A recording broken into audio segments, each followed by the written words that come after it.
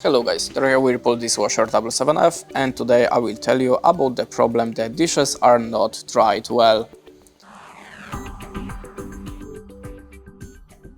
The possible causes: rinse aid is not present or the dosage is too low. Make sure the rinse aid dispenser is filled.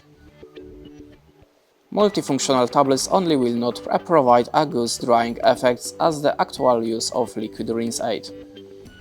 The dishes have been unloaded after the door was opened automatically but before the actual cycle ends. Make sure the cycle has ended before starting to unload the dishes. For even better drying results, it is recommended to let the dishes sit inside the dishwasher with the door open for additional 15 minutes after the cycle ends. The dishes are sitting too flat. If you notice puddles of water inside cavities of cups, mugs or bowls, try loading the dishes, providing more inclination to let larger amount of water drip down before drying starts. The selected cycle does not have a drying phase. Please check in the program table if the selected program is equipped in the drying phase.